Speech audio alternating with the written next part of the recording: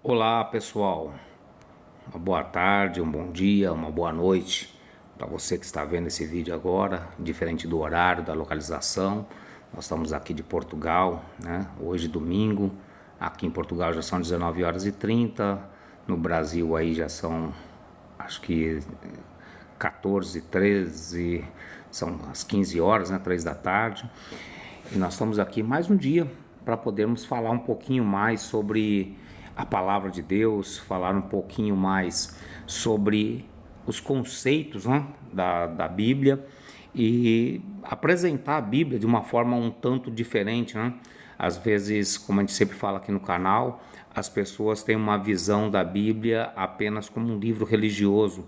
E o intuito meu aqui neste canal, desde que Deus colocou isso no meu coração, é apresentar a Bíblia de uma forma diferente, não como um livro das religiões, como o livro que se usa nas igrejas, mas sim como um manual de instrução para as nossas vidas, para que nós possamos ter, né, a partir do momento que nós começamos a ver a Bíblia dessa forma, a usar a Bíblia de uma forma diferente, nós termos aí, a partir daí, uma relação mais pessoal com a Bíblia, né? Esse é o grande intuito desses vídeos, é nós buscarmos uma particularidade, né? Um assunto pessoal entre nós e a Bíblia, deixar a Bíblia como se de lado essa situação de que a Bíblia é somente um livro de religião, um livro de igreja, de deixar isso de lado e seguir com um aprendizado, né? A Bíblia, como eu sempre digo, é um manual de instrução das nossas vidas. E o texto que eu escolhi para hoje, para que a gente pudesse falar, é algo muito importante, né? Que é o texto que está lá em João, no capítulo 1 de João, onde diz o seguinte, né? Jesus veio para os seus, mas os seus não receberam, mas todos quanto o receberam, deu-lhes o poder de serem feitos filhos de Deus. Então o assunto de hoje é exatamente esse, né? Você é um filho de Deus. Eu disse aqui alguns dias atrás, até por um questionamento de uma pessoa que me passou numa outra rede, e dizendo que essa questão de ser filho de Deus é besteira, né? Que o homem, essa história que ele até disse de conto a gente acreditava muito em contos de fada e contos da caronchinha, né? Eu respeito todo mundo, né? Então, inclusive, eu escrevi lá para ele, depois não respondeu mais, não sei se me bloqueou, quando você perceber isso, mas foi o que eu falei para ele, falei assim, se a pessoa quer achar que vem do macaco, que os ancestrais dele são macaco, eu tenho todo o respeito do mundo, respeito todo mundo, cada ideologia, o que você quiser ser, seja feliz com isso, né? É como eu sempre digo, se você está feliz, o que é importante é você ser feliz. Se você quer ser feliz achando que vem do macaco, tudo bem. Se você achar que é feliz achando que venho de qualquer outra nacionalidade, de qualquer outra situação, de qualquer outro processo evolutivo, tudo bem. Eu, particularmente, sou criacionista e acredito que vim a partir de Adão, que foi um boneco de barro feito a partir de Deus, né? Então, essa situação, para mim, é a minha forma de crer. Cada um crê no que quiser e da forma que quiser. Eu, como filho de Deus, eu acredito que sou filho de Deus, né? Então, essa palavra de hoje é para você que também acredita que é filho de Deus, para você que acredita realmente que vem de Deus. Então, o que acontece? Nós vemos aqui o evangelista João escrevendo seu evangelho, Jesus, como muitos sabem, Jesus era judeu, ele nasceu em Israel, dos seus pais, né? O seu pai terreno, por assim dizer, José, era da tribo de Benjamim, sua mãe também, sua mãe era da tribo de Judá, e dessa forma Jesus nasceu, cresceu na Galileia como judeu, aprendendo as coisas de judeu e tudo mais, e ele veio, a expectativa dele era para o povo judeu, para que o povo escolhido por Deus ali fosse salvo, mas aprove a Deus, né, e graças a Deus por isso, é que essa situação foi estendida para todos nós, né? Então hoje eu sou brasileiro, vivo em Portugal, mas qualquer uma pessoa em qualquer lugar do mundo que quiser tem esse direito, porque aqueles que o aceitam têm o direito de ser feito filho de Deus, filho de Deus. Então, assim, nós precisamos entender isso, porque isso vai mudar as nossas vidas de uma forma, assim, da água para o vinho, porque existe uma coisa chamada direito de filho. né? Existe até um hino, uma canção que se canta muito nas igrejas no Brasil, né? Que o cantor fala assim: me dá poder de filho, porque eu quero passar por cima das águas, me dá poder de filho para que eu possa vencer as lutas. Então esse poder de filho, já existe, já é nosso por direito. Nós ganhamos esse direito de filho na morte e ressurreição de Cristo. Então, todas as pessoas que quiseram a ter essa participação com Deus, que as pessoas que acharam, né, que reconheceram em Cristo a forma dele como filho de Deus e aceitaram a sua posição, aceitaram a sua verdade, então a partir daí você tem um poder de ser chamado filho de Deus. E como filho, né, como a questão de ser filho, como estar como filho de Deus, nós temos os direitos, os benefícios de filho, né? O salmista vai escrever que a terra e toda a sua plenitude pertence ao Senhor. Então, nós como filhos de Deus, temos essa questão, temos esse direito, né, de filho, de vivermos uma vida abundante nessa terra. Às vezes nós olhamos e não compreendemos, né?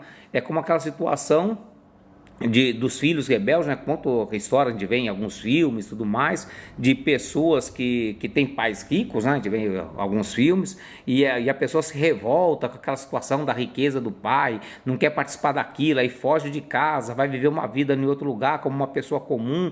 E tem muita gente que faz exatamente isso com Deus. A gente deixa Deus de lado, abandona Deus, porque a gente não quer ter os benefícios que Deus nos dá como filho, a gente não quer ter a responsabilidade de filho e a gente despreza os benefícios e vamos aí para o mundo sofrer. É como aquela parábola que Jesus conta do filho pródigo, que pega e fala assim: pai, me dá minha parte na herança que eu vou aproveitar a minha vida. A vida com você aqui não é muito boa não, eu vou aproveitar a minha vida. E pega, vai lá com o dinheiro e todo mundo sabe, né, que enquanto você tem dinheiro, você tem uma multidão de amigos, né? Amigo não lhe falta quando você tem dinheiro, né? Enquanto você estiver pagando a conta, enquanto você estiver pagando a próxima rodada, enquanto você for o cara, como se diz lá no Brasil, você é o cara, então, meu amigo, você vai ter amigo por todo lado. Só que esse jovem, ele perdeu, o dinheiro dele se acabou, veio uma grande crise naquela cidade, ele perdeu todo o dinheiro, e quando acabou o dinheiro, também acabou os amigos. Tá? Os amigos abandonaram, desprezaram, ao ponto dele padecer de fome, ao ponto dele ter necessidade de comer e desejar comer a mesma comida que os porcos comiam e não ter como comê-la, né?